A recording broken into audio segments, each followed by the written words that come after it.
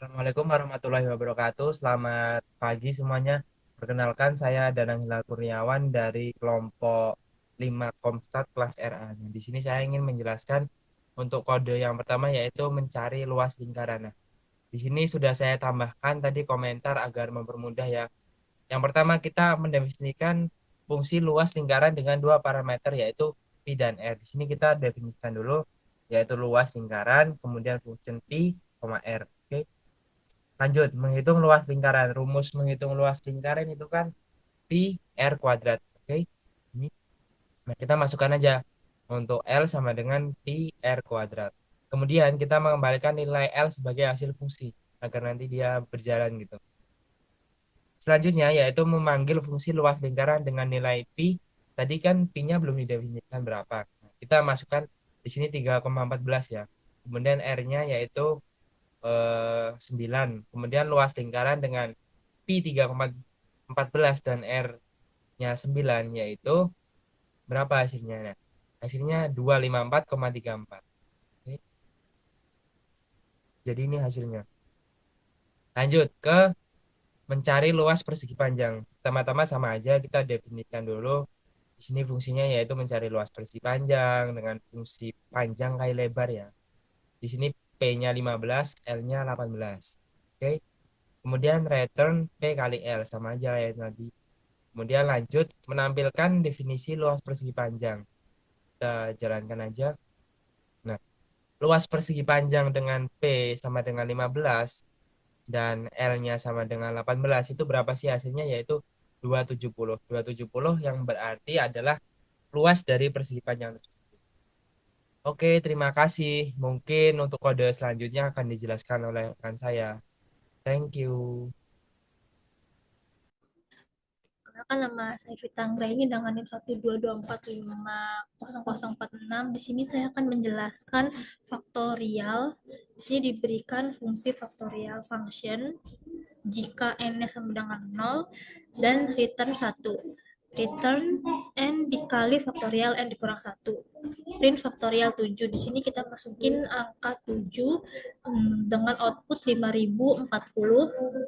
Cara penghitungan faktorial itu dengan cara faktor 0 kita hitung dari faktor 0 sampai faktorial 7.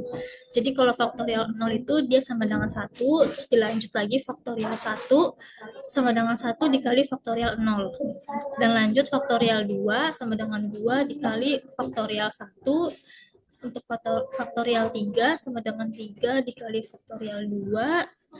Lalu lanjut lagi di faktorial 4 sama dengan 4 dikali faktorial 3.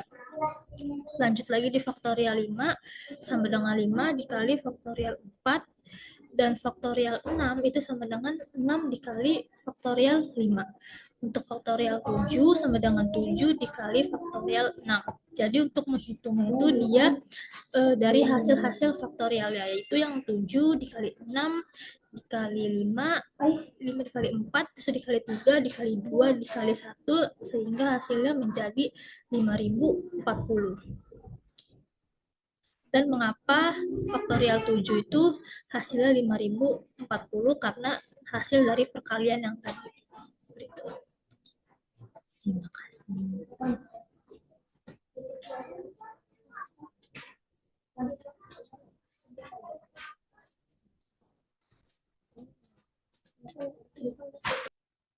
Di sini saya Raba akan melanjutkan penjelasan. Nah, pada pemrograman berbasis objek atau yang biasa disebut dengan OOP pada R, kan meskipun OOP ini bukan khusus pada R ya, kan dia sepertinya biasanya untuk Python atau Java. Tapi di R bisa kita terapin prinsip yang sama seperti OOP. Tapi sistemnya berbeda dan sistem ini memiliki 3 kelas. Yang pertama ada kelas S3. Kelas ini kelas yang paling sederhana dan primitif. Nah, objek pada kelas S3 dapat kita buat dengan menambahkan atribut ke dalam objek tersebut. Di sini ada saya sudah membuatkan codingannya. Jadi kita akan membuat objek dengan kelas S3. Kita buat nama variabelnya mhs underscore itera, di mana kita masukin fungsinya yaitu nama dan umur. Dan masih dalam fungsi tersebut kita buat lagi variabel mhs. Kita masukin fungsi list, di mana nama sama dengan nama, umur sama dengan umur. Kemudian fungsi kelas, dalam kurung kita masukin mahasiswa, yaitu mahasiswa. Terus kita return.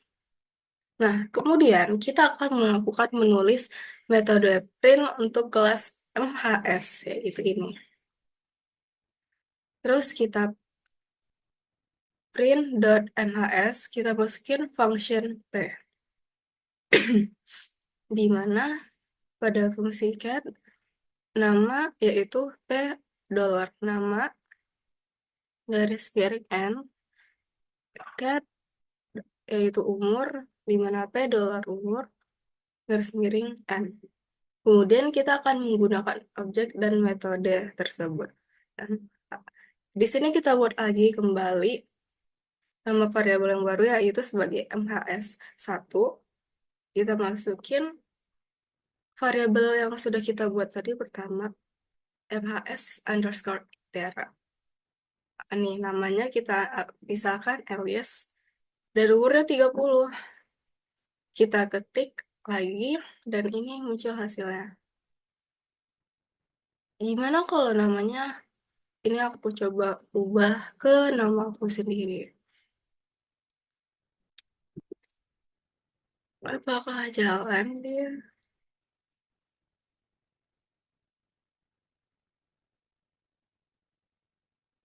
Oh, maaf ya, ini masuk ke codingan yang di bawah. Aturannya bukan ini hasilnya, sama seperti tadi. Begitu penjelasannya dari saya, akan dilanjutkan oleh teman saya, Sergio. Terima kasih. Oke, saya akan melanjutkan terkait penjelasan S4 dan R6. Jadi, untuk S4 sendiri itu adalah sama pembuatan class, sintaks class dalam R. Cuman perbedaannya adalah untuk membuat class itu dalam S4 itu menggunakan sintaks set class. Ya. Dan pembuatan metode atau fungsi menggunakan sintaks set method. Jadi dalam sintaks set class itu parameter pertama adalah nama class.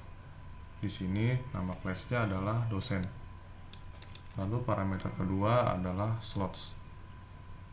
Slots itu adalah variabel dari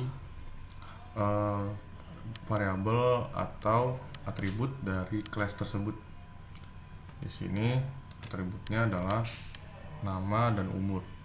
Jadi kelas dosen menerima parameter atribut nama dan umur, yaitu dengan tipe nama itu karakter dan tipe umur itu adalah numerik. Contoh, saya membuat variabel dosen 1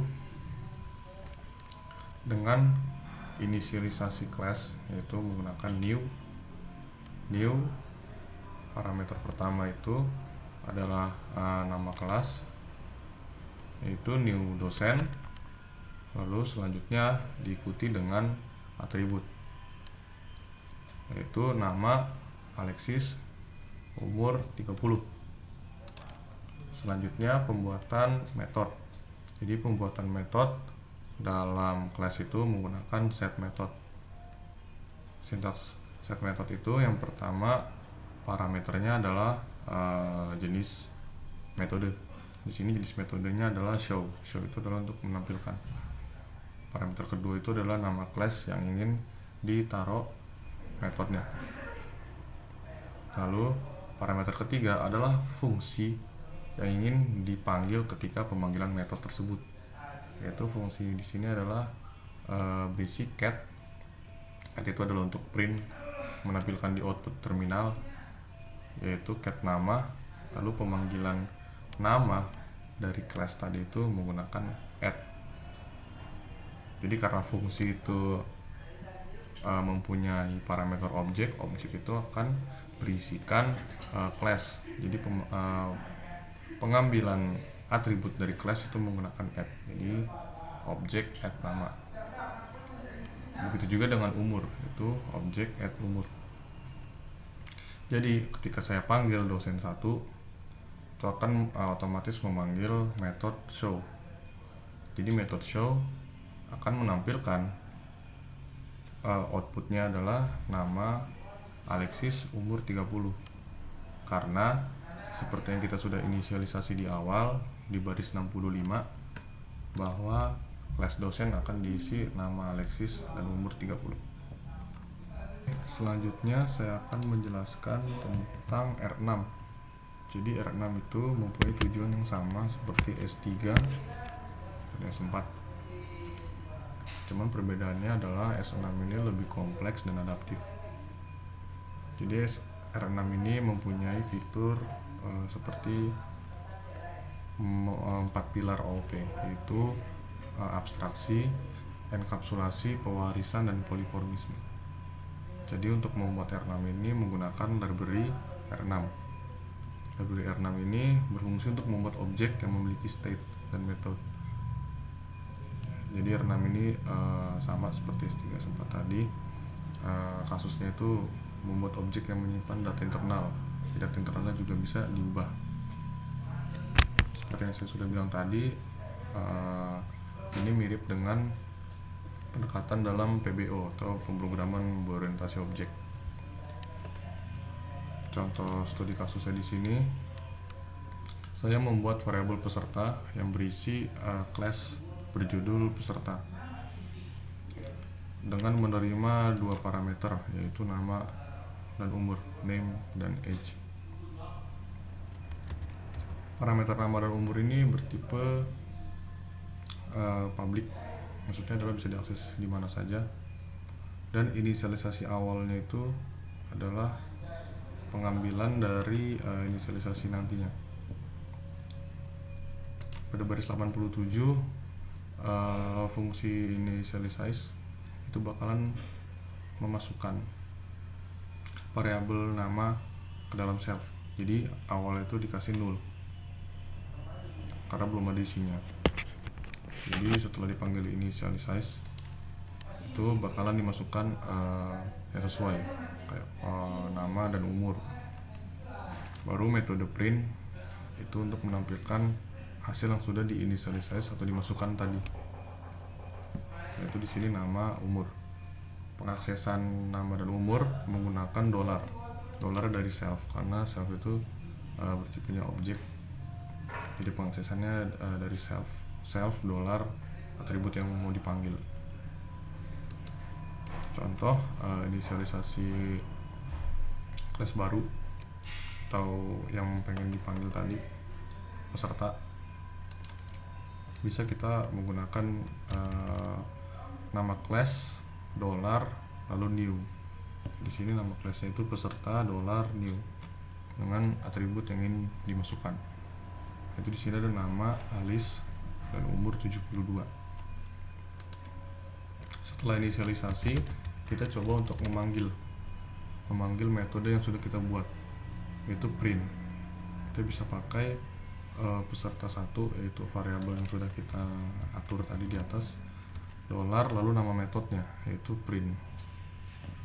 Hasil dari print ini adalah hasil dari nama dan umur yang sudah kita masukkan. Hasilnya itu bakalan Alice umur 72. Di baris 101 saya melakukan perubahan pada atribut age. Kita lihat pada baris 84 bahwa inisialisasinya itu adalah bertipe publik, jadi bisa diakses di mana saja. Makanya kita bisa mengubahnya secara langsung. Age yang tadinya 72 saya ubah menjadi 27, lalu dilakukan print kembali. Hasil printnya adalah nama Alice, umur 27. Sekian video dari kami, mohon maaf jika ada kekurangan. Terima kasih.